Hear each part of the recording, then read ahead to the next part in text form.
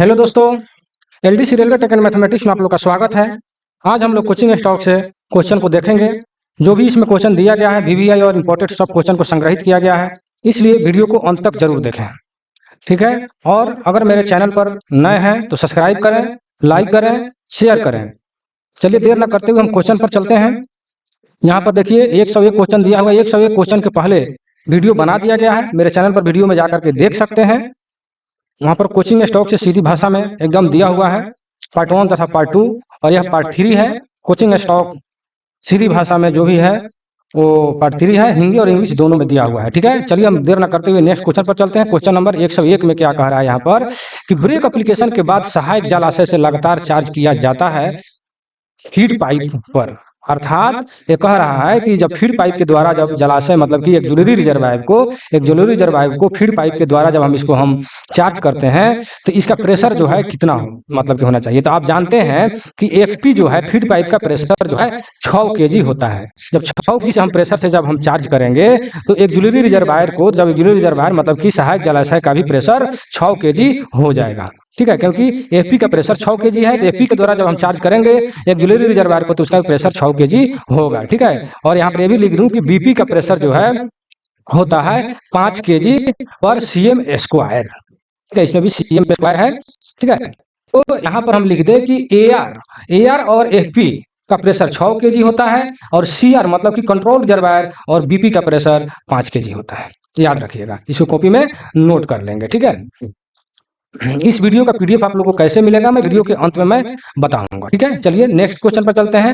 कह रहा है कि न्यूनतम आवेदन के लिए बीपी का दबाव में कमी। देखिए न्यूनतम दबाव की बात कर रहा है, न्यूनतम यानी मिनिमम एप्लीकेशन के समय। तो मिनिमम एप्लीकेशन के समय जो है 5 से मैंने यानी 0.5 से 0.8 केजी पर सीएम स्क्वायर होता है, ठीक है। यहाँ पर देखिए ध्यान देने जो बात है कि न्यूनतम, इसको कॉपी में लिख लीजिएगा क्योंकि यहाँ पर न्यूनतम, अधिकतम, फुल सर्विस एप्लीकेशन इस सभी के बारे में यहाँ पर मैं क्वेश्चन मैं तो यही बता देता, लेकिन क्वेश्चन आगे दिया हुआ तो मैं उसी वक्त मैं आपको बता दूंगा। जैसे यहाँ पर जो फुल सर्विस एप्लीकेशन के लिए 1 से 1.5 केजी होता है और सर्विस एप्लीकेशन के लिए 8 से 1 केजी होता है और मिनिमम के लिए 0.5 से 8 केजी होता है। देखिए आगे क्वेश्चन दिया हुआ मैं डिटेल में बताऊंगा, इतना तक जानिए कि न्यूनतम आवेदन के लिए बीपी का दबाव पर मतलब कि ब्रेक पाइप का दबाव जो है 0.5 से 0.8 किलोग्राम प्रति सेमी होता है, ठीक है। यहाँ हिंदी और इंग्लिश में दोनों में दिया गया है, आप लोग इसको समझ सकते हैं, ठीक है। चलिए नेक्स्ट क्वेश्चन पर चलते हैं। क्वेश्चन नंबर 103 में क्या कह रहा है कि सेवा आवेदन के समय मतलब कि सर्विस एप्लीकेशन के समय यह पूछ रहा है कि सर्विस एप्लीकेशन के समय बीपी का प्रेशर जो है कितना हो जाएगा। बीपी का प्रेशर कितना हो जाएगा तो 0.8 से 1 केजी हो जाएगा, जो कि ऊपर हमने क्वेश्चन में पढ़ा कि न्यूनतम के लिए 0.5 से 0.8 किलोग्राम पर सीएम स्क्वायर होता है और सर्विस एप्लीकेशन के लिए 0.8 से 1 केजी किलोग्राम पर सीएम स्क्वायर होता है, ठीक है। अब आगे देखिएगा कि फुल सर्विस एप्लीकेशन के लिए कितना होगा, ठीक है। देखिए सेवा आवेदन के समय मतलब कि सर्विस एप्लीकेशन का सही आंसर क्या हो जाएगा 0.8 से 1 केजी हो जाएगा और फुल सर्विस एप्लीकेशन के लिए 1 से 1.5 केजी हो जाएगा, ठीक है। चलिए देखिए यहाँ पर दिया हुआ है क्वेश्चन नंबर 4 में कि फुल सर्विस यानी पूर्ण सेवा आवेदन के लिए बीपी का दबाव कितना हो गया तो 1 से 1.5 केजी होता है, जो इसका ए नंबर सही है, ठीक है।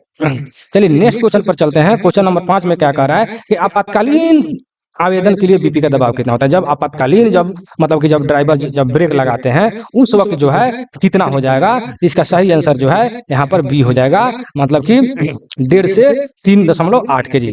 तो यहाँ जो 3.8 केजी जो दिया हुआ है यह जो है आईसीएफ के लिए है, ठीक है। आईसीएफ के लिए 3.8 केजी हो जाएगा इमरजेंसी के समय, ठीक है। इमरजेंसी आपातकालीन के समय लिए इतना हो जाएगा। वहीं अगर एलएचबी रहता तो यहाँ पर केवल 3 केजी हो जाएगा, 3 केजी पर सीएम स्क्वायर, ठीक है। 3 केजी पर सीएम स्क्वायर एलएचबी के लिए, लेकिन आईसीएफ का यह दिया हुआ है 1.5 से 3.8 केजी और एलएचबी के रहता तो 1.5 से 3 केजी हो जाता, ठीक है। आप समझ गए होइएगा।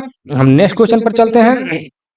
क्वेश्चन नंबर 106 में क्या कह रहा है कि ब्रेक कैलिपर इकाई किस पर चलती है। देखिए यहाँ पर जो है कुछ ऐसा क्वेश्चन है जो कि हिंदी में है, तो मतलब कि हिंदी समझना कठिन है और कहीं इंग्लिश समझना कठिन है, इसलिए यहाँ पर दोनों दिया है, जैसे आपको समझ में आए वैसे कीजिए। जैसे यहाँ पर दिया है कि ब्रेक कैलिपर इकाई किस पर चलती है, लेकिन इसको यह क्वेश्चन होना चाहिए कि ब्रेक कैलिपर किस पर यह माउंट होता है, मतलब किस पर लगा रहता है। तो ए लगा रहता है बोगी क्रॉस बीम पर, जो ए नंबर में दिया हुआ है बोगी क्रॉस बीम पर लगा रहता है, मतलब कि माउंट रहता है। उसी क्वेश्चन को लिख दिया है कि ब्रेक कैलिपर की इकाई किस पर चलती है, ठीक है। तो ब्रेक कैलिपर जो है बोगी क्रॉस बीम पर लगा रहता है। ब्रेक कैलिपर जो है वो जो है उसमें भी एक बात बता दूं कि ब्रेक कैलिपर में जो नट बोल्ट से जो टाइट किया जाता है उसका जो है 170, ये बहुत ही क्वेश्चन पूछता है इसलिए मैं मुझे बताना पड़ रहा है, 170 एन एम यानी न्यूटन मीटर इसका टार्क होता है। इसमें जो ब्रेक कैलिपर को जो माउंट करते समय जिस बोल्ट को टाइट किया जाता है कितना टार्क वैल्यू होता है, तो 170, ये इसको लिख लीजिएगा क्योंकि यह क्वेश्चन ज्यादा पूछता है। ठीक है, और ब्रेक कैलिपर का आप जानबे करते हैं काम है कि ब्रेक लगाना। ठीक है, चलिए नेक्स्ट क्वेश्चन पर चलते हैं। क्वेश्चन नंबर 107 में क्या कह रहा है कि ब्रेक रिलीज होने के बाद डैश द्वारा ब्रेक सिलेंडर को सहायक जलाशय से अलग करता है। ठीक है, देखिए बहुत ही इंपॉर्टेंट क्वेश्चन है ये, क्वेश्चन बहुत इंपॉर्टेंट है कि ब्रेक रिलीज होने पर यानी ब्रेक जब रिलीज हो गया उसके बाद जो है किसके द्वारा ब्रेक सिलेंडर को सहायक जलाशय से अलग करता है, मतलब कि एक्जुलरी रिजर्वायर से अलग करता है। तो इसका सही आंसर हो जाएगा वितरक बल अर्थात डिस्ट्रीब्यूटर वाल्व जो है उसको अलग करता है। ठीक है, सिलेंडर को अलग करता है। ठीक है, समझ गएगा। नेक्स्ट क्वेश्चन पर हम चलते हैं। क्वेश्चन नंबर 8 में क्या कह रहा है कि कोचिंग ट्रेन में ब्रेक पाइप का रंग, ब्रेक पाइप का रंग क्या होता है, तो ब्रेक पाइप का रंग जो है हरा होता है। ठीक है, ब्रेक पाइप का रंग कैसा होता है, ग्रीन होता है। वहीं अगर एफपी पूछता फीड पाइप का तो इसका हो जाता सफेद हो जाता, मतलब कि व्हाइट हो जाता। ठीक है, इसका क्या हो जाता, व्हाइट हो जाता, किसका, एफपी का। लेकिन यहाँ पर पूछ रहा है कि ब्रेक पाइप का रंग कैसा होता है, तो यह ग्रीन होता है अर्थात यह हरा होता है। ठीक है, हम नेक्स्ट क्वेश्चन पर चलेंगे। क्वेश्चन नंबर 9 में क्या कह रहा है कि कोचिंग ट्रेन में फीड पाइप का रंग क्या है। अभी मैंने बताया कि फीड पाइप का रंग जो है सफेद होता है, जो डी नंबर ऑप्शन में दिया हुआ है। ठीक है, याद रखिएगा, इसमें बहुत ज्यादा कंफ्यूज करता है सफेद और हरा में। ठीक है, तो बीपी हरा, एफपी सफेद, याद रखिएगा। चलिए नेक्स्ट क्वेश्चन पर चलते हैं कि ब्रेक पाइप पर फिट किए गए कट ऑफ एंगल कॉक को रंगा जाता है। देखिए ब्रेक पाइप पर फिट किए गए कट ऑफ एंगल कॉक को रंगा जाता है। देखिए यहाँ पर ब्रेक पाइप का जिक्र है। क्वेश्चन जल्दीबाजी में कभी भी कुछ पढ़ने का प्रयास नहीं कीजिएगा, एक एक क्वेश्चन को समझिएगा, आराम से पढ़कर दीजिएगा, सही आंसर निकलेगा। अभी मैंने बताया कि ब्रेक पाइप का रंग हरा होता है, तो यहाँ पर तो भी ब्रेक पाइप का जिक्र किया है ना।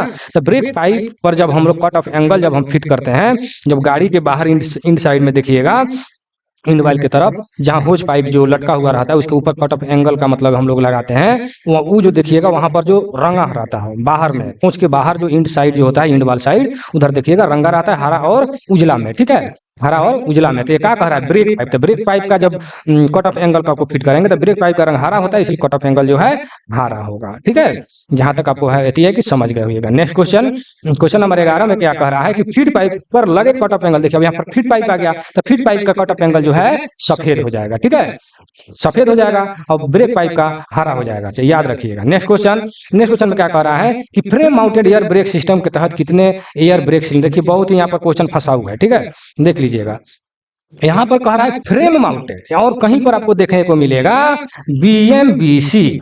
ठीक है, तो बीएमबीसी का फुल फॉर्म तो आप लोग जानते हैं कि बोगी माउंटेड ब्रेक सिलेंडर, जो आईसीएफ में प्रयोग किए जाते हैं।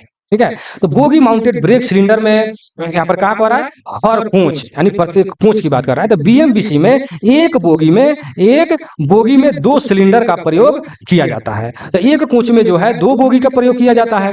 2 बोगी के तो कितना सिलेंडर हो जाएगा, 4 सिलेंडर हो जाएगा। किसमें, बीएमबीसी में जो है 4 सिलेंडर हो जाएगा प्रत्येक कोच में। अब बोगी में अगर पूछे तो 2 हो जाएगा। ठीक है, लेकिन यहाँ पर कहता है कि फ्रेम माउंटेन, जो फ्रेम में फिट रहता है, कोच के अंदर फ्रेम में जो फिट रहता है या माल बोगी का देखिएगा तो उसमें जो है 2 हो जाएगा। यहीं पर अगर बीएमबीसी रहता तो 4 हो जाता है। यहाँ पर दिया है फ्रेम माउंटेन, इसलिए 2 हो जाएगा। ठीक है, याद रखिएगा। यहाँ पर फ्रेम में अगर कहे तो 2, बीएमबीसी अगर कहे बोगी माउंटेड ब्रेक सिलेंडर की जब बात करें तो 4 हो जाएगा। ठीक है, और मैं ये भी बता दूं कि एलएचबी की अगर बात करूं,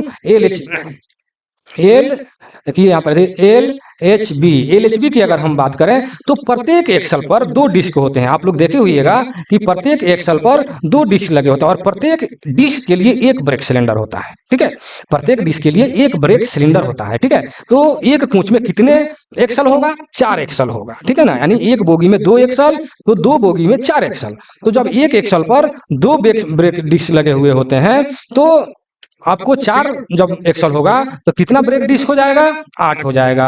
तो जब 8 जब ब्रेक डिस्क हो जाएगा तो सिलेंडरों की संख्या कितना हो जाएगा, 8 हो जाएगा। ठीक है, ब्रेक सिलेंडरों की संख्या 8 हो जाएगा एलएचबी में। ठीक है, याद रखिएगा। यहाँ पर क्या कहता है, फ्रेम माउंटेड, यानी अगर फ्रेम पूछे तो 2 हो गया, बीएम बीसी अगर पूछता है बीएम बीसी तो 4 हो गया, और एलएचबी में अगर पूछता है तो 8 हो गया। ठीक है। और डिस्क की अगर बात करें तो याद रखिए, डिस्क का जो व्यास होता है, दाया होता है 640 mm होता है, इसका मोटाई जो होता है 110 mm होता है, याद रखिएगा। ठीक है।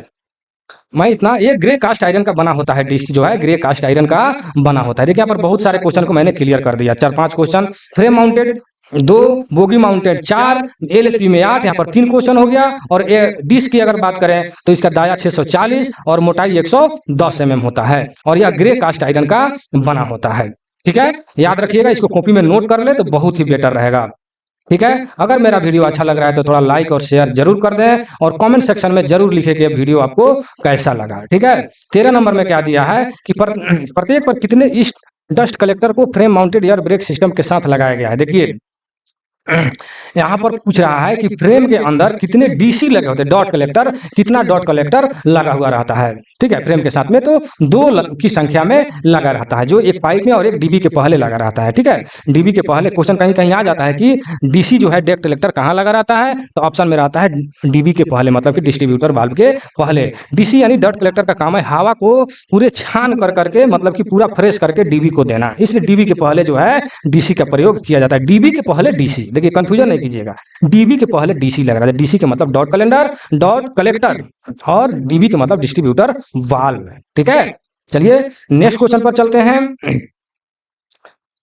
क्वेश्चन नंबर 14 में क्या कह रहा है, 114 में गार्ड के आपातकालीन ब्रेक वाल्व का चोक। देखिए ये भी बहुत ही इंपॉर्टेंट क्वेश्चन है, बहुत ही क्वेश्चन पूछता है। गार्ड आपातकालीन ब्रेक वाल्व का चोक का व्यास कितना होता है, आंसर में बी दिया हुआ है 5, जो गलत है। ठीक है, इसका 5 नहीं होता है। मैं आपको डिटेल में बता दूं कि अगर एलएचबी अगर कोच है तो इसका होता है 19 mm, याद रखिएगा, इसको लिख लीजिएगा। और आईसीएफ अगर रहता तो ये हो जाता 8 mm। ठीक है, आईसीएफ में 8 mm और एलएचबी में 19 mm होता है। ठीक है, जो कि यहाँ पर डी में दिया हुआ है। ठीक है, गार्ड आपातकालीन ब्रेक वाल्व का चोक का व्यास आईसीएफ में 8 mm होता है और एलएचबी में 19 mm होता है। लेकिन इस क्वेश्चन में जो है, इसको मैं घेर दूंगा, इस क्वेश्चन में ये इंडिकेट नहीं किया है कि एलएचबी के लिए है कि आईसीएफ के लिए है, और उसमें भी क्वेश्चन का आंसर जो है बी सही नहीं दिया हुआ है। ठीक है, ये पीडीएफ जिन भाइयों को मिला होगा वह सुधार कर लेंगे। ठीक है, यह पीडीएफ आपको कैसे मिलेगा मैं वीडियो के अंत में मैं बताऊंगा। ठीक है, और टेस्ट आप लोग को कैसे लिया जाएगा मैं वीडियो के अंत में बताऊंगा। चलिए नेक्स्ट क्वेश्चन, क्वेश्चन नंबर 115 में क्या कह रहा है कि निकासी स्लैंक के स्वचालित समायोजित के लिए ब्रेक रिंगिंग और ब्रेक ब्लॉक और व्हील के बीच में प्रदान किया गया एक उपकरण को कहा जाता है। देखिए तो इसका सही आंसर हो जाएगा ब्रेक रेगुलेटर। ठीक है, याद रखिएगा, ब्रेक रेगुलेटर इंपॉर्टेंट क्वेश्चन है। ठीक है, ब्रेक रेगुलेटर यानी हिंदी में लिखा हुआ ब्रेक नियामक, ब्रेक रेगुलेटर। ठीक है, नेक्स्ट क्वेश्चन पर हम चलेंगे। क्वेश्चन नंबर 116 में क्या कह रहा है कि यात्री डिब्बों में किस प्रकार के स्लैंक एडजस्टर का प्रयोग किया जाता है। कह रहा है यात्री डिब्बों मतलब कि पैसेंजर कोच में जो है किस प्रकार का स्लैंक एडजस्टर का प्रयोग किया गया है। बहुत इंपॉर्टेंट क्वेश्चन है, बीएम या क्वेश्चन है, याद रखिएगा, बीएम का मतलब बोर्ड मॉडल क्वेश्चन है। ठीक है, तो यह जो है इसका आंसर सही दिया हुआ है IRA 450। IRA 450 से क्वेश्चन बहुत बार रिपीट होता है, इसलिए आप लोग नोट कर लीजिएगा। ठीक है, बहुत सारे कर्मचारी भाई लोग बोलते हैं क्या अभी पढ़ने की क्या जरूरत, अभी तो परीक्षा बहुत दूर है। ठीक है, तो परीक्षा आएगा तो पढ़ा जाएगा, और 80% कर्मचारी भाई ऐसा ही सोचते हैं। ठीक है, लेकिन इसमें ऐसे ऐसे क्वेश्चन दिए गए हैं, ऐसे ऐसे शब्द और वर्ड का प्रयोग किया गया है कि उसको पढ़ने में और समझने में आपको 6 महीना लग जाता है। ठीक है, ऐसे ऐसे वर्ड है कि जब आपके सामने जब वर्ड होगा तो हाँ वो याद है, लेकिन जब आप वहीं अगर वहां से आपके आंख के सामने से हटा दिया जाए तो आपके ओट पर ही रहेगा, लेकिन आपके दिमाग में नहीं आएगा कि उसका आंसर क्या होगा। क्योंकि उसका आप बताइए, यहाँ पर दिया स्लैंक एडजस्टर, डिस्ट्रीब्यूटर बाल, इक्वलाइजिंग स्टीयर रॉड, ऐसे ऐसे शब्द हैं, इसलिए पहले से आप लोग तैयार रहिए। ठीक है, पीडीएफ लीजिए और अच्छे ढंग से तैयारी कीजिए, टेस्ट दीजिए, और VVI क्वेश्चन जो हम देते हैं उसको पढ़िए, तब जाकर के आपका तैयारी सही ढंग से होगा। ये न कि स्टेशन पर जब गाड़ी आ जाए तो आप घर से निकलिएगा, जब स्टेशन पर पहुंचिएगा तो पता चलेगा गाड़ी छूट गया। अब गाड़ी छूट गया कि आप छूट गए, आप तो खुद डिसाइड कीजिएगा। ठीक है, ये गाड़ी छूटता है कि आप छूट जाते हैं। ठीक है, चलिए यहाँ पर मैं ज्यादा ही कुछ बोल दिया, नेक्स्ट क्वेश्चन पर हम चलते हैं। क्वेश्चन नंबर 17 में क्या है कि देखिए यहाँ पर डीबी का क्वेश्चन 4-5 क्वेश्चन आएगा, डीबी वाला क्वेश्चन कंफ्यूज करता है, इसलिए आप लोग इसे नोट कर ले वीडियो को रोक रोक करके। ठीक है, चार पांच क्वेश्चन आएगा डीबी वाला, सीआर और एआर से संबंधित। सीआर का अलग कंडीशन होगा और एआर का अलग होगा, ठीक है। चलिए यहाँ पर क्या कह रहा है कि C3W डीबी के परीक्षण के लिए एआर का समय, देखिए आगे क्वेश्चन मिलेगा सीआर और ये मिले कह रहा है कि एआर, तो एआर और सीआर में अलग अलग है। सीआर का मतलब हो गया कंट्रोल रिजर्वायर और एआर का मतलब होगा एक्जुलरी रिजर्वायर यानी सहायक जलाशय, ठीक है। तो कह रहा है कि एआर का समय जो है 0 से 4.8 किलोग्राम पर सीएम स्क्वायर है, तो उस वक्त जो है कितना सेकंड में जो है मतलब कि परीक्षण के बारे में बात कर रहा है। तो इसका बी आंसर में दिया हुआ है 175 से 130 सेकंड, आप लोग देख सकते हैं, ठीक है। नेक्स्ट क्वेश्चन इसको नोट करते जाइएगा, अभी एआर की बात रहा है। कह रहा है K3, देखो वहां पर K3 था, यहाँ पर है KE प्रकार। देखिए क्वेश्चन में अंतर है, पहले क्वेश्चन में क्या पढ़ा K3 और यहाँ पर केवल है KE प्रकार के डीबी के परीक्षण के लिए एआर चार्जिंग समय 8 से 4.8 किलो सीएम स्क्वायर है, तो उस वक्त जो है कितना समय लगना चाहिए। तो ए में दिया है 160 से 210 सेकेंड। क्वेश्चन में अंतर है, पहले वाला में K3 डीबी था K3W और यहाँ पर है KE प्रकार के डीबी है, वो क्या था K3W, इसलिए यहाँ पर समय में अंतर हो गया, याद रखिएगा और इसको कॉपी में नोट करके तब याद कीजिएगा, तब आपको अंतर समझ में आएगा। यहाँ पर आंसर ए में दिया हुआ है, आप लोग देख सकते हैं। चलिए नेक्स्ट क्वेश्चन, अब देखिए यहाँ पर सीआर आ गया, क्वेश्चन चेंज हो गया। देखिए C3W, देखिए वहां पर क्या था, पहले C3W डीबी था तो उसके लिए अलग था, यहाँ पर आएगा था KE प्रकार के डीबी, उसके लिए अलग था एआर के लिए, और यहाँ पर C3W डीबी यहाँ पर सीआर के लिए आ गया, ठीक है। तो सीआर के लिए 0 से 4.8 किलोग्राम पर सीएम स्क्वायर के लिए कितना हो जाएगा, 165 से 20 सेकंड हो जाएगा, ठीक है। चलिए मैं क्वेश्चन को रिपीट करूंगा क्योंकि क्वेश्चन फंसने वाला है और कंफ्यूज करने वाला है, ठीक है।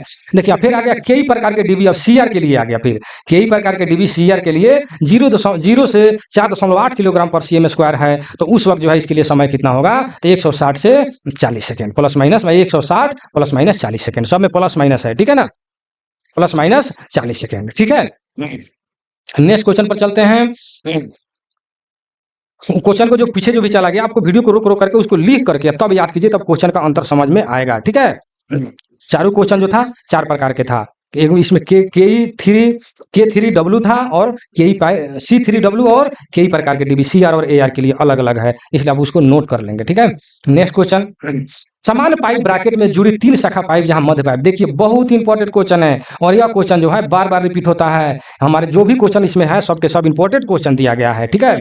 LDC JEE WM के लिए बहुत इंपॉर्टेंट क्वेश्चन है, इसलिए वीडियो को अंत तक देखें, ठीक है। और आप लोग को मैं ये सलाह दूंगा कि आप लोग अगर PDF लेते हैं तो ठीक है, नहीं तो वीडियो को रोक रोक करके एक नोट्स बनाते चलें, और नोट्स बनाइएगा, और मान लेते हैं वीडियो देखे फिर वीडियो कहाँ चला गया पता नहीं चलेगा, फिर आपको निकालना पड़ेगा कि मैंने किस वीडियो में देखा था, इसलिए कि वीडियो को रोक करके और उसको आप नोट्स बनाते चलिएगा, तो फिर आपको कहने का मतलब जब भी क्वेश्चन फंसेगा आप कॉपी उलीट कर फट देख लीजिएगा और आपको अच्छा से अच्छा याद उसको कर सकते हैं, ठीक है। और वीडियो और PDF निकालने में थोड़ा सा मतलब कि यही होता है, ठीक है ना।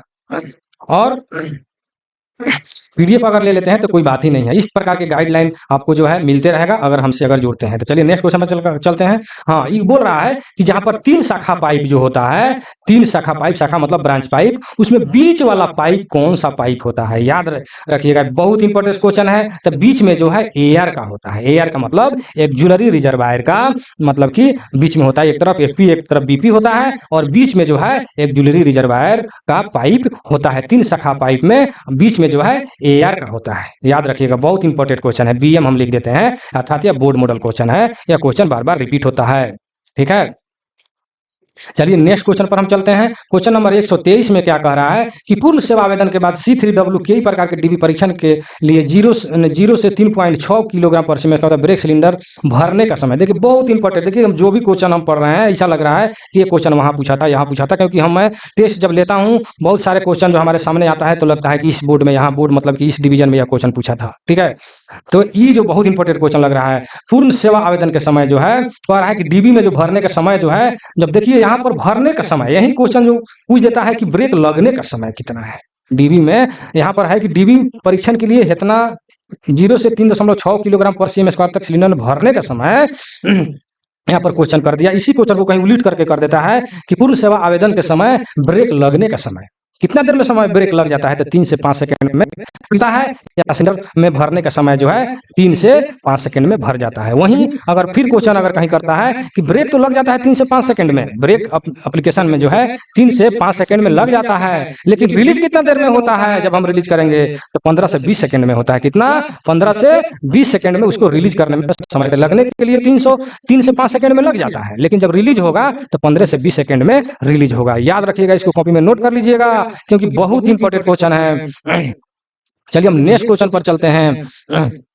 आप लोग अपने आप को इतना मजबूत कर लीजिए कि आप कहीं से भी क्वेश्चन आए, आप लोग एकदम कहीं एग्जाम में मतलब तो आंसर देने में जरा सा भी हिचक नहीं कीजिएगा। नेक्स्ट क्वेश्चन पर चलते हैं। C3W कई प्रकार के डीबी के परीक्षण के लिए ब्रेक सिलेंडर का अधिकतम दबाव 3.8 kg प्लस माइनस 0.1 किलोग्राम पर सीएम स्क्वायर से 0.4 kg पर सीएम स्क्वायर तक बाहर निकलने का समय कितना है? देखिए यहाँ पर क्वेश्चन आ गया कि बाहर निकलने का समय, देख रहे हैं क्वेश्चन को घुमा रहा है, ठीक है। इसी क्वेश्चन को अगर कर देगा कि जब C3W कई प्रकार के डीबी जब रहेगा, जब ब्रेक लग जाने के बाद में ब्रेक रिलीजिंग समय कितना होगा, तो आपको हमने अभी बताया कि 15 से 20 सेकंड समय लगेगा ब्रेक रिलीज। अब ब्रेक रिलीज तभी होता है जब हवा बाहर, मतलब क्या कर रहा है, बाहर निकलने का समय कितना होगा? तो 15 से 20 सेकंड, ठीक है।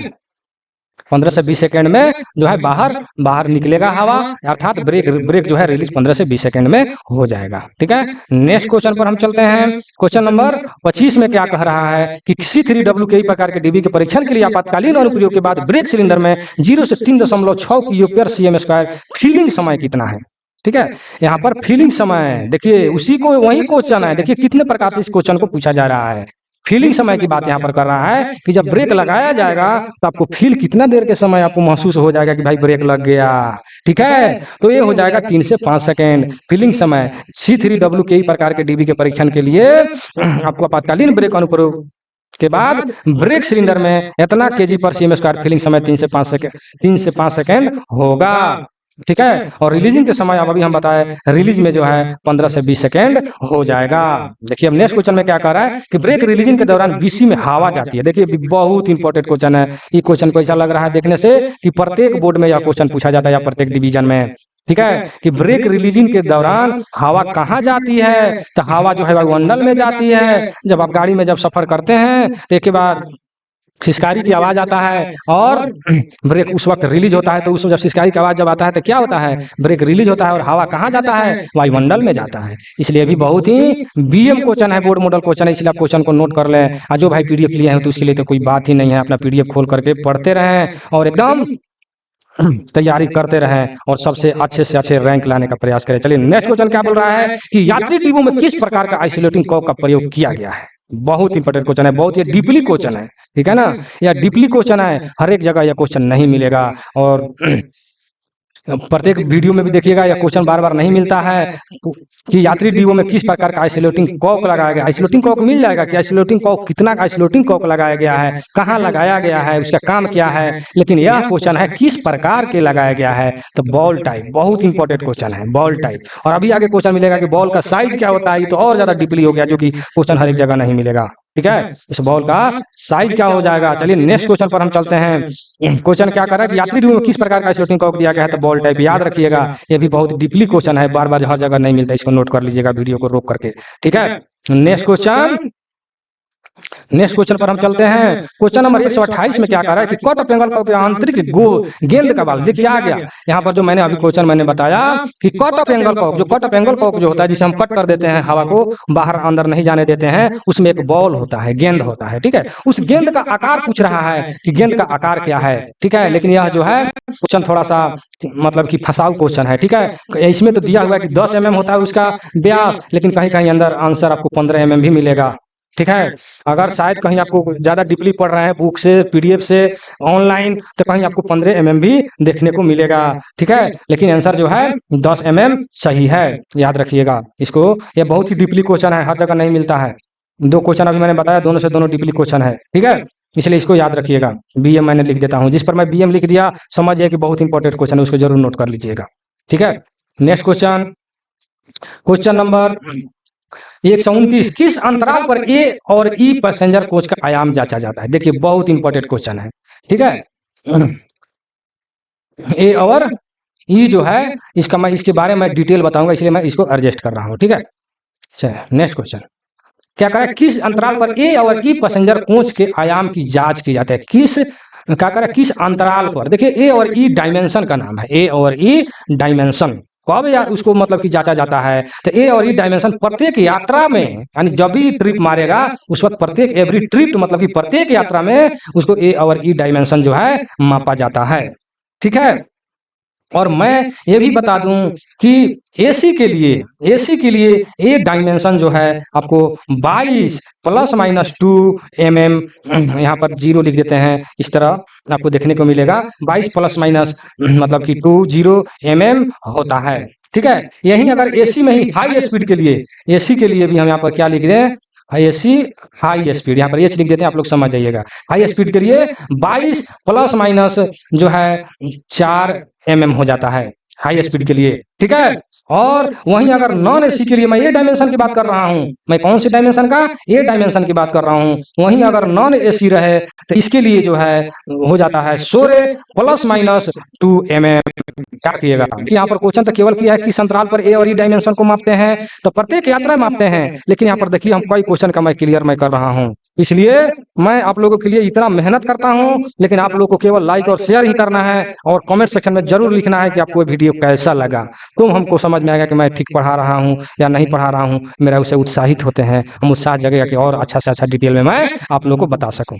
ठीक है, चलिए, तो एसी के लिए डायमेंशन जो है 22 प्लस माइनस 2 होता है, वहीं एसी में हाई स्पीड के लिए 22 प्लस माइनस 4 होता है, और नॉन एसी के लिए जो है 16 प्लस माइनस 2 mm होता है। याद रखिएगा, इसको कॉपी में एक जगह जो है नोट करके घेर दीजिएगा ताकि आपको फ्रंट साइड पर, ताकि आपको बार बार दिखता रहे, क्योंकि क्वेश्चन बार बार रिपीट होता है। ये तो हो गया ए डायमेंशन, और मैं अब बता दूं ई डायमेंशन। और ई डायमेंशन जो है, ई डायमेंशन 375 300 सभी के लिए होता है, 375 प्लस माइनस 25। देखिए ई डायमेंशन 375 प्लस माइनस 25 होता है। देखिए मैं यहाँ पर एक और बात बता दूं, हर एक जगह आपको देखने को यही मिलेगा, लेकिन जब आप टेस्ट दीजिएगा, जब मैं यहाँ से टेस्ट क्वेश्चन जब भेजूंगा आप लोग को, तो कहीं कहीं क्वेश्चन में आपको देखने को ये भी मिल जाएगा कि 400 माइनस कितना 25। ठीक है, और कहीं कहीं ये भी मिल जाएगा 375 प्लस 25। ठीक है, तो आप हमसे कहिएगा कि सर पढ़ाए 375 प्लस प्लस माइनस 25 है, यहाँ पर क्या आंसर दे दिया भाई कि 400 पर माइनस 25 और फिर 375 प्लस 25। तो देखिए यहाँ पर 375 प्लस माइनस 25 जो दिया हुआ था, 375 में प्लस हम 25 कर देंगे तो 400 आ जाएगा, और 375 में माइनस नहीं और 400, देखिए यहाँ पर थोड़ा सा बोलने में बहुत रहती है, 400 में अगर 25 माइनस कर देंगे तो 375 हो जाएगा, और 375 में हम प्लस 25 कर देंगे तो 400 हो जाएगा। ठीक है, इसीलिए यहाँ पर लिखा रहता है 375 प्लस माइनस 25। ठीक है, प्लस माइनस 25, यहाँ पर जो है माइनस होना चाहिए। ठीक है, 325 तो ठीक है, यहाँ पर जो है माइनस। ठीक है, चलिए नेक्स्ट क्वेश्चन पर हम चलते हैं। नेक्स्ट क्वेश्चन 130 में क्या कह रहा है, 130 है, 100 के पहले वीडियो बना दिया गया, आप लोग जाकर देख सकते हैं वीडियो पर। चलिए नेक्स्ट क्वेश्चन में क्या कह रहे हैं, किस शेड्यूल पर किसी रेख के प्रत्येक कोच में मैनुअल ब्रेक रिलीज टेस्ट किया जाता है? ठीक है, जो मैनुअल रूप से अपने आंख से हाथ से जो चेक किया जाता है ब्रेक रिलीजिंग टेस्ट जो है, तो ए शेड्यूल में क्या कह रहा है कि ए शेड्यूल में उसको हम लोग चेक करते हैं। ठीक है, नेक्स्ट क्वेश्चन नंबर 131 में क्या कह रहा है कि मुख्य बीसी पाइपलाइन का बाहरी व्यास का। देखिए यहाँ पर जो है आपको डिटेल बताना पड़ेगा, मुख्य बीसी पाइपलाइन का बाहरी व्यास कितना होता है। यहाँ पर ना एलएचबी इंडिकेट किया है, ना आपको क्या बोलते हैं आईसीएफ इंडिकेट किया है। ठीक है, कि कौन सा पाइप का यह पूछ रहा है। ठीक है, तो हम आपको अच्छी तरीका से हम बताने वाले हैं कि किसका जो है कितना हो जाएगा। चलिए मैं यहाँ पर देखिए थोड़ा सा जो है कॉपी और पेन, चलिए यहाँ पर देखते हैं, इसको लाइनिंग पहले कर देते हैं। ठीक है, कह रहा है कि मुख्य बीसी पाइपलाइन का बाहरी व्यास जो है कितना होता है। तो देखिए मैं यहाँ पर डिटेल में मैं आपको बता दूं कि पहले मैं आईसीएफ का बात करूंगा। ठीक है, आईसीएफ तो आईसीएफ में बीपी और एफपी, बीपी और एफपी का जो होता है 25 mm हो जाता है। ठीक है, आईसीएफ के लिए मैं बात बता रहा हूँ। और यहाँ पर क्या कह रहा है, मुख मुख बीसी पाइप का बाहरी व्यास, ठीक है। तो यहाँ पर मैं डिटेल लिख देता हूँ, मैं आपको सारा को सारा खुद ही समझ में आ जाएगा। वहीं अगर ब्रांच पाइप अगर पूछता तो ये हो जाता 20 mm, ठीक है। आईसीएफ की बात कर रहा हूँ। और वहीं जो है अब यहाँ पर मैं एलएचबी की बात कर रहा हूँ। एलएचबी एलएचबी के लिए वही मैं बीपी और एफपी का जो होता है ये हो जाता 28 mm, ठीक है। कहीं की क्वेश्चन देखिएगा, कहीं 25 है कहीं 28 मिलेगा, आपको कंफ्यूज कर जाएगा। लेकिन ये नहीं लिखा रहा है वहां पर एलएचबी के लिए है कि आईसीएफ के लिए है, क्योंकि पढ़िएगा कि सर बताए थे 25, यहाँ पर लिख दिया 28, ये कैसे हो गया भाई। लेकिन यहाँ पर आईसीएफ के लिए 25 और एलएचबी के लिए 28, और ब्रांच पाइप का यहाँ पर जो है आईसीएफ के लिए 20 होता है और एलएचबी के लिए 18 हो जाता है, जो यहाँ पर दिया हुआ है। मुख्य बीसी पाइपलाइन लाइन का बाहरी व्यास कितना होता है, 18 mm होता है, जो कि यह किसका दिया हुआ है, एलएचबी का दिया हुआ है, ठीक है।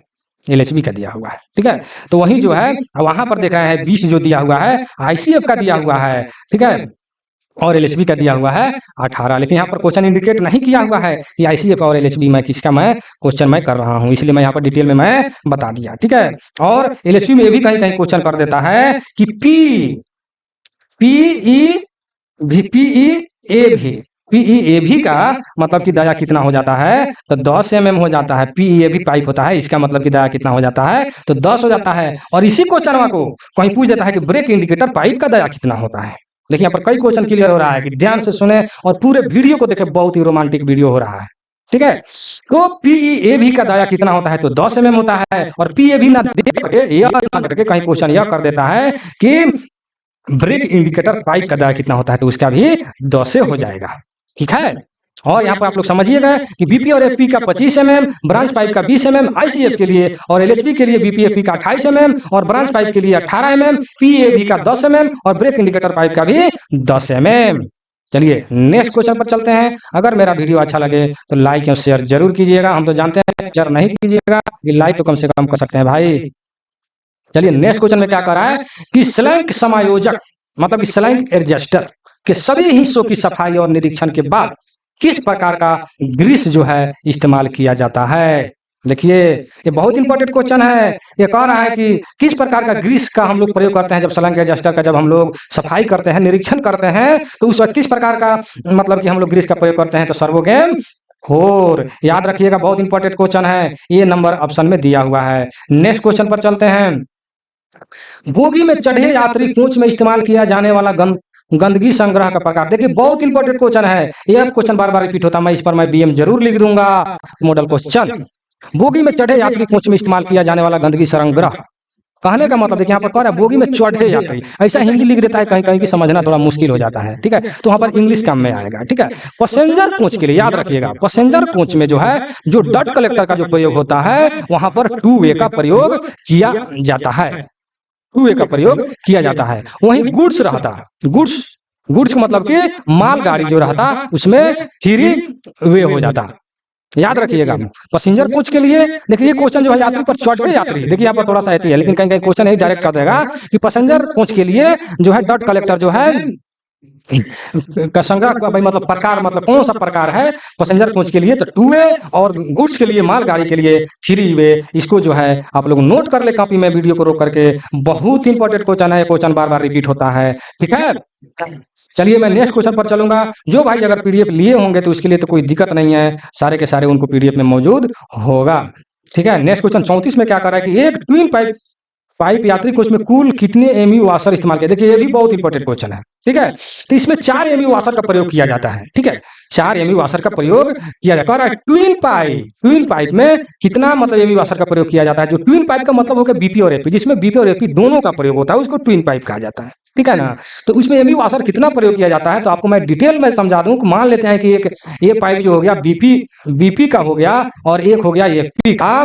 तो यहाँ पर देखते हैं जब गाड़ी, मान लेते हैं कि यह गाड़ी है, गाड़ी के बाहर जो बीपी का जो होज पाइप लटका रहता है यहाँ पर, तो यहाँ कट ऑफ एंगल जो कॉक लगाते हैं वहां पर एक वाशर यहाँ लगाएंगे और एक वाशर हम यहाँ लगाएंगे। बीपी में 2 हो गया और एपी में फिर एक वाशर यहाँ फिर एक वाशर यहाँ, यानी ट्विन पाइप के लिए 1 2 3 4 यानी कुल 4 वाशर हो गया, ठीक है।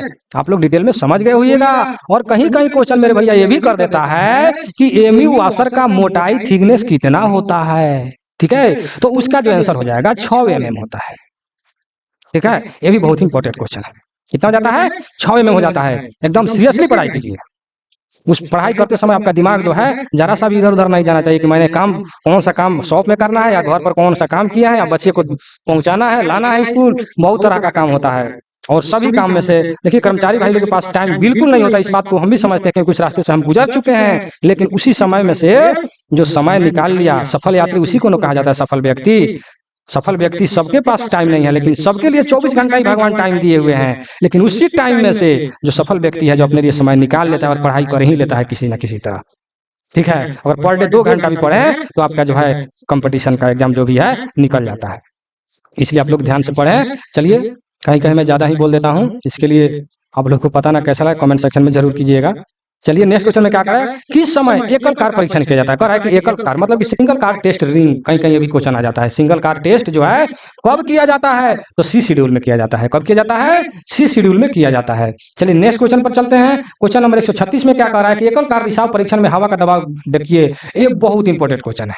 ठीक है, ये बहुत इंपॉर्टेंट, इस पर मैं जरूर बीएम लिख दूंगा बोर्ड मॉडल, क्योंकि बार बार रिपीट होता है। कह रहा है कि सिंगल कार रिसाव परीक्षण, सिंगल कार जब टेस्ट होता है उस वक्त जो है हवा का दबाव इतना से अधिक नहीं गिरना चाहिए। कहीं लिखता है कि इसे अधिक नहीं गिरना चाहिए, या कहीं कहीं ये भी क्वेश्चन कर देता है कि इसे ड्रॉप अधिक नहीं होना चाहिए। कहीं कहीं क्वेश्चन ये भी कर देता है कि इतना से अधिक रिसाव नहीं होना चाहिए, मतलब कि लीकेज नहीं होना चाहिए। तो कितना से अधिक नहीं होना चाहिए? तो 0.2 kg पर cm स्क्वायर पर मिनट, यानी पर मिनट का जगह पर कहीं दे देता है 60 सेकेंड, याद रखिएगा 60 सेकंड। कहीं कहीं क्वेश्चन ये भी देता है कि सिंगल कार टेस्ट जो है कितना सेकंड में, मतलब कहीं कहीं क्वेश्चन ये भी लिखेगा कि 0.2 kg पर cm स्क्वायर जो है का रिसाव दर कितना सेकंड से मतलब कि अधिक नहीं होना चाहिए, तो 60 सेकंड में। ठीक है ना, यहाँ पर जो लिखा है पर मिनट, इससे अपना शिक्षा लेने का प्रयास कीजिए। पर मिनट मतलब 1 मिनट यानी 60 सेकंड।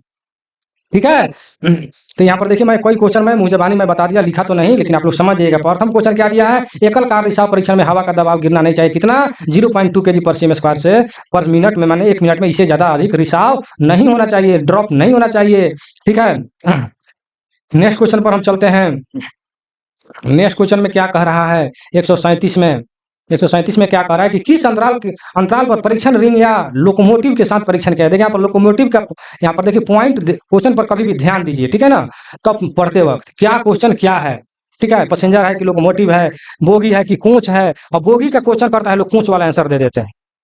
ठीक है, कभी कभी ये भी क्वेश्चन करता है कि पैसेंजर कोच बीएमबीसी में प्रत्येक बोगी में कितने सिलेंडर होते हैं? क्वेश्चन कर रहा है कितने बोगी में, बोगी की बात कर रहा है कि प्रत्येक बोगी में तो 2 होता है, कोच में 4 होगा, और कोच समझ कर 4 मार देंगे। कभी कोच का पूछेगा तो बोगी वाला 2 मार देंगे। ठीक है, इसलिए कभी भी क्वेश्चन को ध्यान से पढ़ें तो आंसर दें, हड़बड़ी में कभी नहीं करें। ठीक है, क्या कर रहा है, किस अंतराल पर परीक्षण रिंग या लोकोमोटिव के साथ परीक्षण किया जाता है? तो यहाँ पर लोकोमोटिव का आंसर है, क्वेश्चन दिया गया है, इसलिए आंसर इसका 6 होगा। ठीक है, डी ऑप्शन में दिया हुआ है। चलिए नेक्स्ट क्वेश्चन पर हम चलते हैं। क्वेश्चन नंबर 39 में क्या क्या कह रहा है, कौन मैं पढ़ा था क्वेश्चन 6 महीना यानी 38 पढ़ना है। ठीक है ना, 38 क्या कहा कि जब डीबी काम कर रहा हो तो डीबी का हैंडल किस स्थिति में? देखिए ये भी बहुत, देखिए इस क्वेश्चनवा को थोड़ा देख लीजिए भाई, क्वेश्चनवा और आंसरवा को देखिए। आंसरवा में क्या कह रहा है, सी में कार्य क्षेत्र, और यहाँ पर क्या दिया है, वर्टिकल। ठीक है, तो वर्टिकल मतलब कि लंबवत यहाँ पर दे दिया कार्य क्षेत्र। ठीक है, इसलिए क्वेश्चन को देखिए, खुद अपना भी कॉमन सेंस लगाइए। इसके बारे में डिटेल में बताने वाला हूं आपसे कि जब डीबी काम कर रहा हो तो डीबी का हैंडल कैसा। आप लोग क्वेश्चन को पढ़ रहे हैं तो थोड़ा सा दिमाग आप लोग ले जाइए। अगर काम करते हैं तो वहां, नहीं तो आप सफर करते हैं तो वहां। जब डीबी जो साइड में देखते हैं लगे रहता है, तो जब वर्किंग पोजीशन में जब गाड़ी होती है, मतलब कि चलने की पोजीशन में या स्टार्ट होती है, मान लेते हैं कि यह डीबी जो है यहाँ पर जो हैंडल लगा रहता है, इसका हैंडल जो है लटका रहता है नीचे। अब यहाँ पर दिया हुआ है कहां में आंसर है, देखिए झुका हुआ, तो झुका हुआ आंसर नहीं होगा, ये लटका है नीचे, एकदम सीधा है, वर्टिकल होगा। इसी का हिंदी दिया है कार्य क्षेत्र। अब कार्य क्षेत्र जो है ये थोड़ा सा मतलब कि यथी कर दिया है, यहाँ पर वर्टिकल होगा, इसलिए हिंदी इंग्लिश अगर आंसर क्वेश्चन रहता है तो बहुत ही अच्छा रहता है। ठीक है ना, तो ये क्या होगा, वर्टिकल होगा। ठीक है, आंसर इसका आप लोग तो देखे भी हुएगा, कार जब ऐसी रहे तो वर्टिकल होगा। जब वहीं जब कार्य क्षेत्र में नहीं रहेगा, जब रुक जाएगा तो इसको उठा देंगे, यानी क्या हो जाएगा, समानांतर हो जाएगा, तो डीबी काम करना बंद कर देगा, यानी बंद हो जाएगा। ठीक है, इसको क्या कर देंगे, उठा देंगे, तो समानांतर हो जाएगा जब कार्य क्षेत्र में नहीं रहेगा। लेकिन क्या कर, जब डीबी काम कर रहा है तो काम कर रहा है तो लटकल रहेगा, लटकल का मतलब वर्टिकल रहेगा। ठीक है, चलिए नेक्स्ट क्वेश्चन पर चलते हैं। 39 में क्या कह रहा है कि air brake air brake stock की जनसंख्या के अनुसार वितरक बल्ब के प्रतिशत को समान बनाए रखना चाहिए। ठीक है, देखिए यहाँ पर क्या कह रहा है कि एयर ब्रेक स्टॉक की जनसंख्या के अनुसार, मतलब कि जब किस प्रकार, मतलब कि गाड़ी लोडिंग है, आदमी कितना चढ़ा हुआ है, अनुसार वितरक बल्ब के प्रतिशत में समान बनाए रखना चाहिए। कितना समान बनाए, मतलब कि 5% उसका बनाए रखना चाहिए। चलिए नेक्स्ट क्वेश्चन पर चलते हैं 140 में। Mail express broad gauge coaching train का इन रूट ब्रेक पावर कितना होता है? देखिए ये इंपॉर्टेंट क्वेश्चन है, जो मैं इंपॉर्टेंट बोलूंगा, बीएम लिखूंगा, मैं जिस पर ज्यादा जोर दे रहा हूँ, जिस क्वेश्चन पर ज्यादा डिटेल बता रहा हूँ, समझिए कि क्वेश्चन बार बार रिपीट हो रहा है प्रत्येक, मतलब कि टेस्ट में या जहां जहां भी एग्जाम हो रहा है। जब जब टेस्ट दीजिएगा मेरे साथ तब आपको समझा, जब मैं टेस्ट का क्वेश्चन में जब आपके मोबाइल पर भेजूंगा तो अब देखिएगा क्या क्वेश्चन आया हुआ है, क्योंकि मैं अपना से क्वेश्चन नहीं बनाता हूँ। जब कहीं एग्जाम होता है, मेरे कर्मचारी भाई लोग जब क्वेश्चन भेजते हैं कि सर इसका क्वेश्चन का आंसर थोड़ा दे दीजिए, हमारा भी एग्जाम हुआ, मैंने कितना सही कितना गलत बनाया, तो मैं तो उसको आंसर तो भेजता ही हूँ, लेकिन वह क्वेश्चन मेरे पास मौजूद होता है, मैं उसी का टेस्ट ले लेता हूँ वही क्वेश्चन को भेज करके। ठीक है, नेक्स्ट क्वेश्चन में क्या करेगा, मेल एक्सप्रेस ब्राउन गेट की कोचिंग ट्रेन के इन रूट। देखिए यहाँ पर क्वेश्चन है कि इन रूट, देखिए यही मेन ध्यान देने योग्य बात है। ठीक है, कि इन रूट कर रहा है, तो इन रूट में मेल एक्सप्रेस के लिए होता हो जाएगा 90%। वहीं ओरिजिनेटिंग स्टेशन, अगर स्टेशन पर अगर पूछता है ओरिजिनेटिंग स्टेशन पर ब्रेक पावर कितना हो जाएगा, ओरिजिनेटिंग मतलब कि स्टेशन पर तो यह हो जाता 100%, क्योंकि 100% इसलिए हो जाएगा, गाड़ी स्टेशन पर खड़ी है, वहां पर ब्रेक पावर 100% होना चाहिए, इसलिए पर वहां पर भीड़ भाड़ बहुत अधिक होता है और वहां पर एक्सीडेंट या खतरा होने की मतलब की संभावना अधिक होती है, इसलिए वहां पर ब्रेक पावर जो है 100% होना चाहिए, ताकि ब्रेक धड़ाम दे लग जाए और गाड़ी रुक जाए, एक्सीडेंट न हो। जब ब्रेक कहने का मतलब जब गाड़ी स्टेशन पर, मतलब कि ओरिजिनेटिंग स्टेशन पर जब पूछे तो 100% और इन रूट अगर पूछता है तो 90%। कौन? Mail express. ठीक है, वहीं अगर पैसेंजर रहता, पैसेंजर केवल पैसेंजर इस तरह अगर बात करता तो उसका हो जाता 95%। कहाँ? इन रूट में, इन रूट में पैसेंजर के लिए 95% हो जाता, और स्टेशन पर सभी के लिए ओरिजिनेटिंग स्टेशन पर 100% ही होता है। याद रखिएगा। देखिए यहाँ पर कई क्वेश्चन को मैं क्लियर कर रहा हूँ। वीडियो अगर अच्छा लगे तो कमेंट में जरूर लिखिएगा कि आपको वीडियो कैसा लगा मेरे भाई। चलिए नेक्स्ट क्वेश्चन, क्वेश्चन नंबर 41 में क्या कह रहा है, यात्री ब्रॉड गेज कोचिंग ट्रेन का इन रूट। देखिए अब यहाँ पर आ गया। ठीक है, यात्री ब्रॉड गेज कोचिंग ट्रेन में इन रूट, यहाँ पर मैंने अभी क्वेश्चन बताया कि अगर यात्री अगर कहे पैसेंजर कोच में अगर कहता है, पैसेंजर में मतलब अगर कहता है तो 95% हो जाएगा, 95% हो जाएगा, जो इसमें आंसर निर्दिष्ट नहीं है। ठीक है, 95% हो जाएगा। कौना में? पैसेंजर कोच में 95% इन रूट में हो जाएगा, और मेल एक्सप्रेस रहता है तो 90% हो जाएगा, और सभी के लिए इन रूट में, इन रूट कर रहे हैं मतलब कि स्टेशन पर अगर रहता है, ओरिजिनेटिंग स्टेशन अगर क्वेश्चन पूछे तो 100% हो जाएगा। याद रखिएगा मेरे भाई। चलिए नेक्स्ट क्वेश्चन पर चलते हैं। क्वेश्चन नंबर 42 में क्या कह रहा है कि 24 वोल्ट के साथ एयर ब्रेक कोच में कोच के साइड पर कोच की संख्या के आगे पहचान क्या है? जब 24 वोल्ट लिखा रहेगा तो उसमें जो है ए लिखा रहता है। ठीक है, क्या लिखा रहता है? ए लिखा रहता है, याद रखिएगा। ठीक है, नेक्स्ट क्वेश्चन, क्वेश्चन नंबर 143 में क्या कह रहा है कि 110 वोल्ट के साथ एयर ब्रेक कोच, देखिए थोड़ा सा यह कंफ्यूज कर गया, थोड़ा सा ध्यान देने योग्य बात है। 24 वोल्ट के साथ एयर ब्रेक कोच में कोच साइड पर कोच संख्या के आगे क्या लिखा रहता है? देखिए जब यहाँ पर क्या है 24 वोल्ट, थोड़ा सा पर यहाँ पर मिस्टेक कर गया है, इसके लिए सॉरी। 24 वोल्ट के लिए जो है ए वाई होगा, और 110 के लिए जो है ए होगा। ठीक है, 24 वोल्ट के लिए ए वाई और 10 वोल्ट के लिए 110 वोल्ट के लिए ए होगा। याद रखिएगा, दोनों को क्वेश्चन को लिख करके एक जगह लिख लीजिएगा। ठीक है, ताकि कंफ्यूजन ना करे। ठीक है, 124 वोल्ट के लिए देख लीजिए एक बार, नहीं 24 वोल्ट के लिए आपको ए वाई और 110 वोल्ट के लिए। ठीक है, तो नेक्स्ट क्वेश्चन, क्वेश्चन नंबर 144 में क्या कह रहा है कि यात्री कोच के नियंत्रण जलाशय का क्षमता। देखिए ये भी यहाँ पर क्वेश्चन फंसा हुआ है। ठीक है ना, यहाँ पर मैं आपको क्लियर करूंगा। यात्री कोच में नियंत्रण जलाशय मतलब कि कंट्रोल रिजर्वायर की बात कर रहा है। नियंत्रण जलाशय, कंट्रोल रिजर्वायर की बात कर रहा है कि यात्री कोच में, पैसेंजर कोच में जो है कंट्रोल रिजर्वायर की क्षमता जो है कितना होता है? आंसर में दिया है सी, यानी 9 लीटर। लेकिन यहाँ पर फंसने वाला क्वेश्चन है कि आईसीएफ की बात कर रहा है कि एलएचबी की बात कर रहा है कि गुड्स की बात कर रहा है।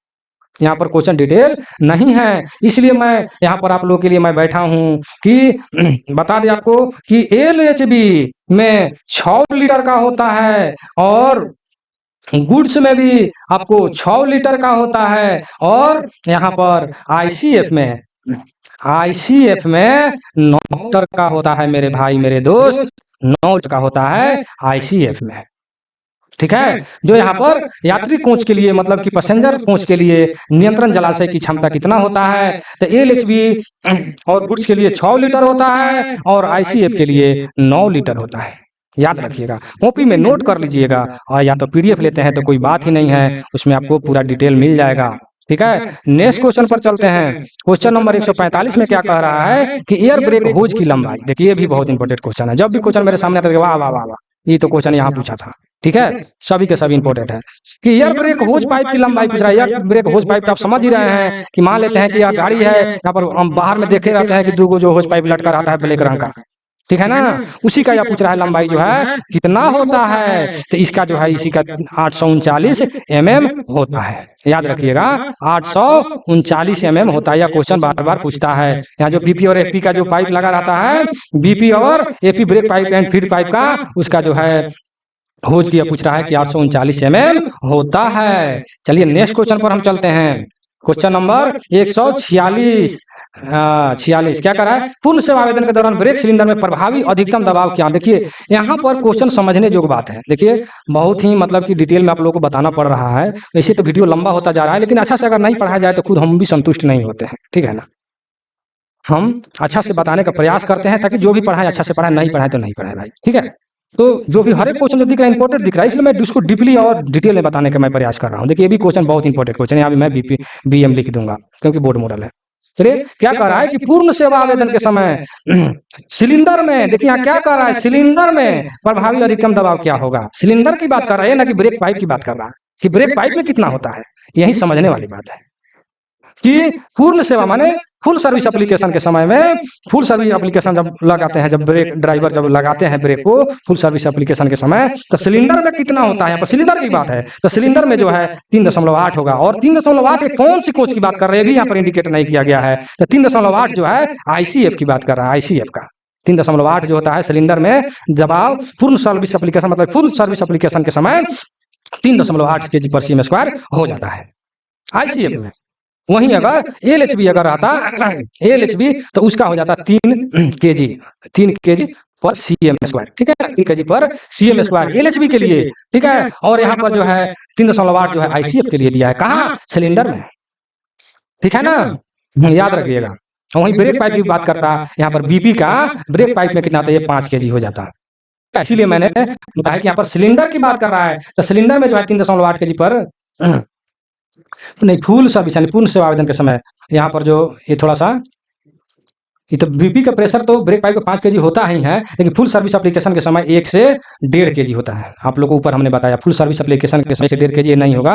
5 kg जो है तो ब्रेक पाइप में तो ऐसे जनरली दबाव रहता है 5 kg का। ठीक है ना, लेकिन जब फुल सर्विस एप्लीकेशन के समय 1 से 1.5 kg होता है, मैंने ऊपर फर्स्ट बताया है, वीडियो को बैक करके आप देख सकते हैं मिनिमम में, और फुल सर्विस एप्लीकेशन इमरजेंसी के समय कितना होता है सब हमने बताया है। ठीक है, तो यहाँ पर कह रहा है पूर्ण सेवा आवेदन के समय ब्रेक सिलेंडर का दबाव 3.8 kg/cm² होगा। किसमें, आईसीएफ में, एलएचबी में 3 kg हो जाएगा। चलिए नेक्स्ट क्वेश्चन पर चलते हैं।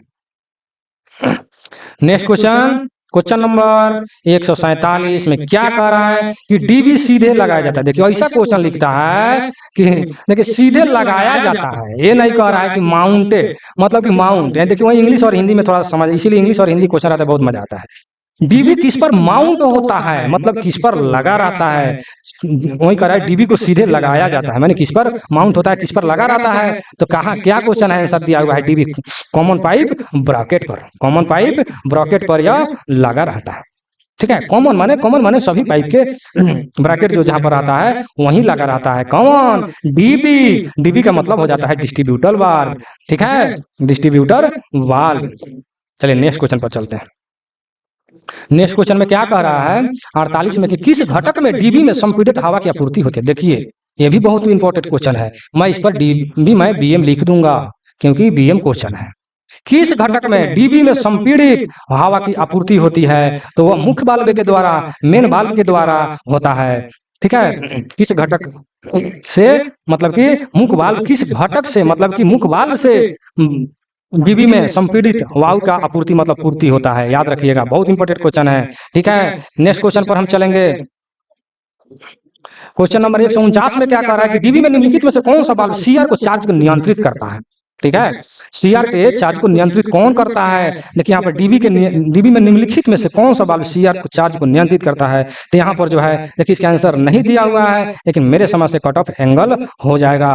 ठीक है, कहीं कहीं आंसर जो है क्या बोलते हैं, त्वरित सेवा वाल्व मतलब कि डीबी भी बोलता है कि डीबी के द्वारा भी कंट्रोल होता है, लेकिन यहाँ पर जो हमारे समझ से कट ऑफ एंगल होना चाहिए। चलिए नेक्स्ट क्वेश्चन पर चलते हैं। क्वेश्चन नंबर 150 में क्या कह रहा है, देख लीजिए कि उच्च गति वाले एयर ब्रेक कोच में ए आयाम कितना होता है। देखिए यहाँ पर यह क्वेश्चन आ गया जो मैंने ऊपर बताया है। ठीक है, ए डायमेंशन और बी डायमेंशन, ई डायमेंशन जो अभी मैंने ऊपर वीडियो में जो मैंने बताया है, वही क्वेश्चन जो मैंने यहाँ पर आगे 150 नंबर में क्या करा है कि उच्च गति वाले एयर ब्रेक कोच में ए आयाम मतलब कि ए डायमेंशन जो है कितना होता है, उच्च गति की बात यहाँ पर कर रहा है जो मैंने ऊपर बताया है। तो उच्च गति के लिए 24 प्लस 4 माइनस 0 होता है, जो मैंने ऊपर बताया है कि पैसेंजर कोच के लिए 16 प्लस माइनस 20 हो जाता है, और मेल एक्सप्रेस के लिए 22 प्लस माइनस 20 होता है, और हाई स्पीड के लिए जो है 24 प्लस 4 माइनस 0 हो जाता है।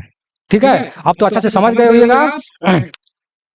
चलिए मैं 150 क्वेश्चन का ही मैं वीडियो बनाता हूं, जो कि यहाँ पर 150 क्वेश्चन मतलब कि मैं 100 से शुरू किया था, 150 मतलब कि 50 क्वेश्चन का ही मैं वीडियो बनाता हूं। ठीक है, जो कि यहाँ पर 50 क्वेश्चन पूरा हो जाते हैं। ठीक है, मैं नेक्स्ट अगले पार्ट में मैं 150 के बाद मैं बनाऊंगा। तब तक के लिए मैं इस वीडियो को यहीं समाप्त करूंगा। मैंने कहा था कि आप लोगों को इस वीडियो का पीडीएफ कैसे मिलेगा उसके बारे में मैं आप लोगों को थोड़ा बता दूं। इसके लिए मेरे व्हाट्सएप पर आपको कांटेक्ट करना होगा। ठीक है, व्हाट्सएप पर मैसेज करके आप लोग पीडीएफ प्राप्त कर सकते हैं। ठीक है, और पीडीएफ जो लेगा उसी भाई का मतलब कि टेस्ट होगा। ये ना कि कोई भी आदमी फट लिख कर भेज देता है कि सर मुझे पीडीएफ चाहिए। अरे पीडीएफ चाहिए तो पहले व्हाट्सएप को शेयर कीजिए, उसमें लगे फोटो को पहले पढ़िए, उसमें क्या लिखा हुआ है, कैसे आपको मतलब कि पीडीएफ मिलेगा, क्या क्या मिलेगा, सब उस पर लिखा हुआ है डिटेल में। उसके बाद आप लोग मैसेज कीजिए कि हाँ भाई पीडीएफ चाहिए नहीं चाहिए। जिन भाई को पीडीएफ दिया जाता है, जो भाई पीडीएफ लेते हैं उसी का टेस्ट कराया जाता है, उन्हीं भाई को टेस्ट होगा, और किसी को नहीं होता है, और टेस्ट फ्री नहीं है। ठीक है, इसलिए कि जब पीडीएफ लिया जाएगा तभी आपको टेस्ट लिया जाएगा फ्री में। ठीक है, जब टेस्ट पीडीएफ लीजिएगा तभी आप टेस्ट फ्री में दीजिएगा। ऐसे जब टेस्ट दीजिएगा तो उसके लिए आपको कुछ ना कुछ लग ही जाएगा। ठीक है, चलिए मैं अपना व्हाट्सएप नंबर लिख दूं 96 93 57 14 26। इस पर आप लोग मैसेज करके पीडीएफ प्राप्त कर सकते हैं, और इधर उधर का मैसेज, फालतू का मैसेज आप लोग ना करें। जिन भाई को पीडीएफ लेना है वही मैसेज करें, और प्लीज आप लोग कॉल ना करें, फोन नहीं करें, मैसेज करें।